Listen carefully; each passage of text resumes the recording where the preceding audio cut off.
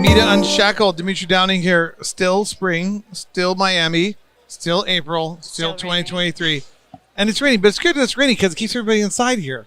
That's true. Yeah, you need to get your mic a little closer here so that we get better. Yeah, audio. Yeah, excellent. Yeah, so I was debating that. It was part of me was like, not liking it, but then I'm like, I came here to network and I want everybody in here. So people aren't going outside. You know what I'm saying? I'm just hoping they don't go home early. That's all. Yeah, so we're here with Susan Ameel. Yes. Did I say that right? Ameel. Ameel. Where's that from? What's that name from? It's Belgian. It's Belgian? Yes. Belgian. Okay, and you're the general partner for Obedio. How do you say that? Obedio. Obedio. And so, as always, we're cruising around, picking up some of the cool people, cool companies that we see here and introducing the audience out there. So if you're an industry professional who did not have a chance to make it here to Benzinga, you can kind of learn a little bit about what's going on, what the company's doing, and some of the intelligent people are. And they have a really cool business. And so I invited them over today to join us. Yes. And thank you for taking time out of your busy schedule. And we're almost at the end of Benzinga, I think, right? Yes. Yeah. And then tomorrow's the psychedelic thing. I'm not sure what's happening, though. It's a psychedelic conference. And so I think we're going to actually stay here for the psychedelics. We cover both cannabis and psychedelics. Yeah, so is this floor staying open during psychedelics? I don't think the exhibit hall does. I think it's just, a conference with panelists. So we haven't even figured that out yet. But let's talk about you and your company and what you guys do. But first, to get there, how did you start in cannabis? Is this your first cannabis venture? Or were you a grower when you were young? Well, how did you start? Well, I do like growing vegetables. Okay. I don't think I'd be a very good cannabis grower. However, so I was actually working at a consulting firm and developing reg tech products and business technologies. And my partner and I had actually done a startup before, so we decided to start a cannabis startup. Okay. It was a great use case. I think one of the things that we do is we aggregate a ton of data across the United States. Yes. So I had... Everybody loves data. Data. Gotta love data. What year was this that you decided to start? That was 2018. Okay. And the one thing about the cannabis industry is that there is a lot of data because it is a vertically integrated industry. You have your cultivation, your retail businesses, and your manufacturing businesses. Cultivation. No, I know you jumped over. I usually go cultivation, manufacturing, distribution, delivery, retail. Distribution, yeah. Well, that's, no, but I just saw you kind of jumped over and then came back here. That's all good. It's all the same. So we wanted to sort of normalize the data and make it very easy for people to get their arms around the industry, since every single state has a different market structure. Every state may have very different participants and different brands, and so it's been really a cool journey. So we're excited. And what kind of data do you guys collect? Well, we have business intelligence data as well as regulatory and compliance information. And so from a business intelligence data, we collect all of the licenses, we associate them to the holding companies so you can very easily see who the major players are in each one of the markets. And then we actually provide all the contact information. So we give you the ability to download the contact information, upload it to your CRM, and do direct marketing to all of the licensees in the U.S. And then on the other side, we have all of the regulatory information. So we monitor 12,000, 17,000 will be next year, but 12,000 different jurisdictions in the United States. So we really follow the emerging markets, and we give people information so that they can determine when, where, and how they can actually start a cannabis business. So whether that's identifying every municipality where you can locate a business, providing the zoning information, and all of the information about nearby competitors, so you can perform a competitive analysis to determine, where the best place for you is to start a business. And then finally, we send out the application window alerts, so you can be first in line. It's so funny because I remember years ago, I did marijuana licensing, cannabis licensing, and a whole bunch of other Google alerts to get this information. Yes. So that was the way. Yeah. Now we do that for you. Or you hear from your friends or stuff. No, but that's so important.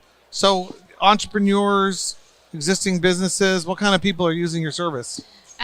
Really, we have a lot of firms, so real estate brokers, real estate firms, consultants, lawyers, operators, anyone who's interested in really growing their business and generating revenue.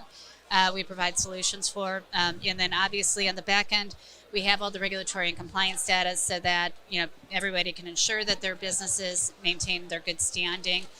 Otherwise, you don't have any value at the end of the day with the business if you have a regulatory violation that results in a suspension or losing your license. So it's really targeted and making sure that businesses achieve the greatest value that they can and the most revenue that they can. And what does it cost to be a member? How does it work? Like per data thing? I don't know. Like, well, you can. How do you charge? We charge. I know you charge, but how does it work? I just want to get in there and surf around for a while. What does that cost? Well, you surf around for a month. So it's a monthly charge. It's a monthly charge. So you can get one state. One state is $1,000 per month. State? One state. What if it's a small? Okay, got it. And if you get 3 states, then you get the entire country and access to all 12,000 jurisdictions and access to all of our license and contact information.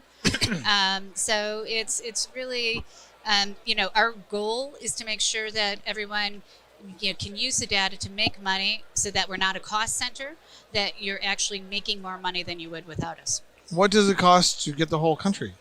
$3,000. Oh, that's not a bad price. That's not a bad price, not at all. No, not at all. I was adding that up, and I'm like thinking there's 37 medical states or whatever. And I'm like that gets. And now we have Kentucky.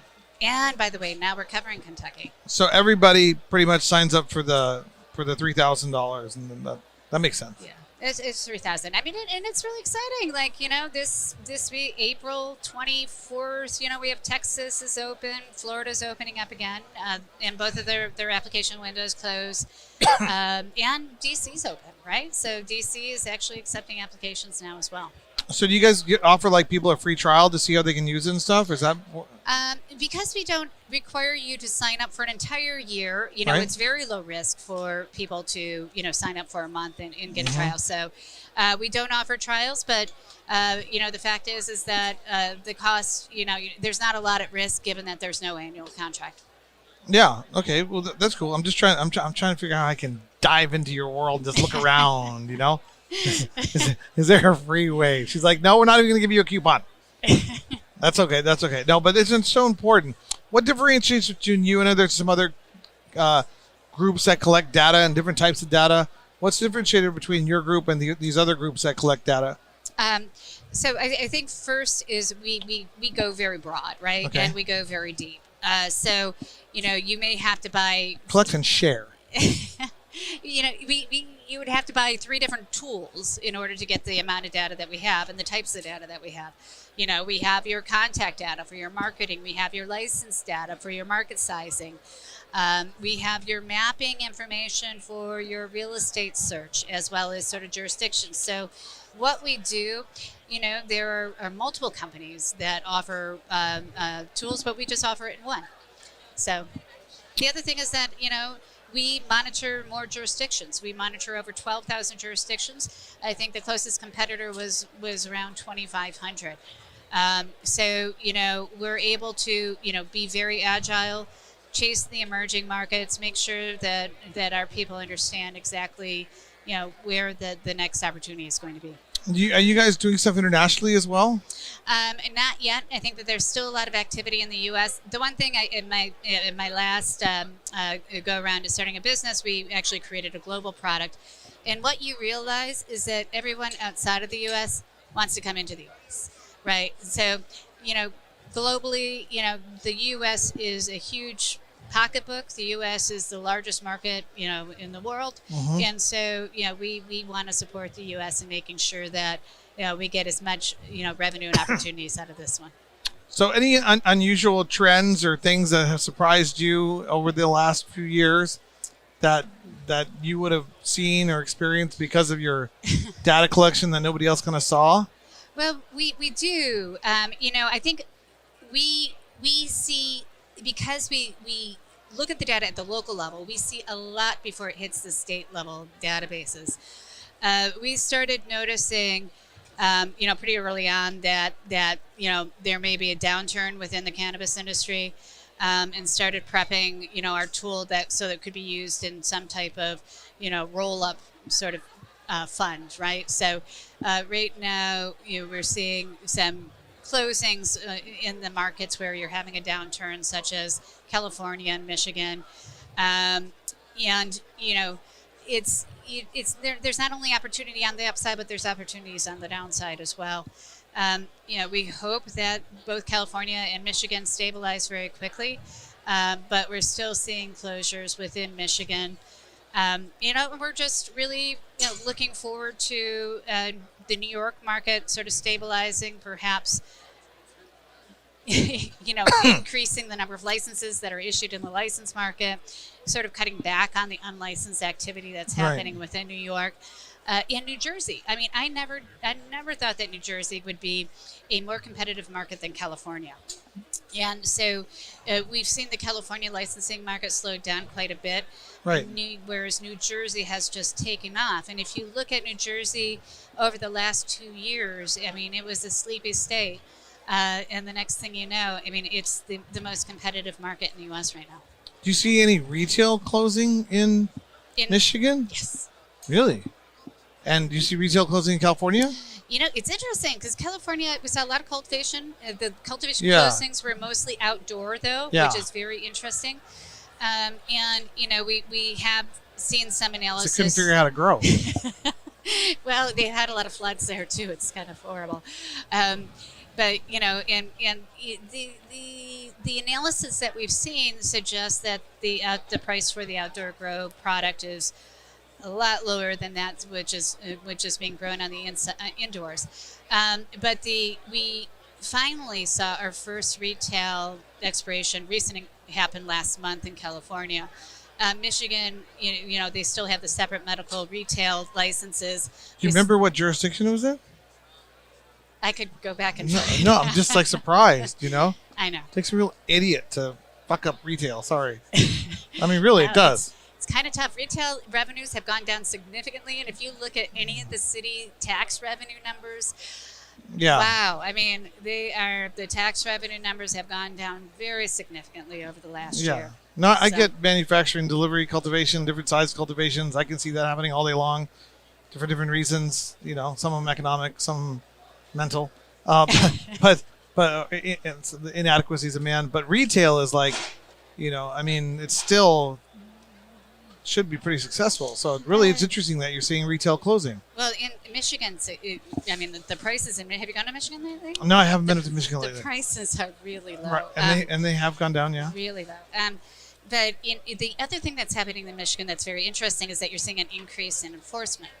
And the regulators are not kidding around these days. We're seeing suspensions both at the city level as well as at the state level. And that's where, our other half of our business comes into play, where we provide all the regulatory data that you need to make sure that you're complying with the regulations so that you can maintain the good standing of your license. Mm-hmm. So Michigan is, I think that, I think a lot of business expanded very quickly, and, we're in a capital crunch. But they could sell those retail licenses. I'm just thinking retail, and all the other categories. I get it. There's a lot that cultivation is going down. There's a lot of reasons. But there's always ability to sell retail licenses, even if there's 7 in one jurisdiction. You can still sell it. It's just weird. It's just weird. But you're right, because that means that the retail license has zero value. Yeah, that's. Anyways, what's that? That's an interesting. I do think that, obviously, a lot of the closures you're seeing is on the medical side, and not necessarily. But that's. Of course, yes, the medical side. Now I get it a little bit as one adult use, of course. But this is one of the reasons why people need to be signed up to your site, so they can catch these trends for themselves, and they can watch things, and they can see what's going on, and they can, absolutely. I wish I had an extra $3,000. I'd sign up right now. No, but it's not. It's actually not credit cards, by the way. It's not my business model. I mean, we reach out to a lot of people, and we touch a lot of people organically and through MITA USA. But obviously, if you're running a real business, you don't need real. I mean, and MITA USA is a great trade organization, and it's a non-for-profit. So we don't. Our goal isn't to reach out to everyone at once. But if we were looking to do things more efficiently, we'd invest money and then boom, reach out all at once, right? Yeah. Yes, absolutely.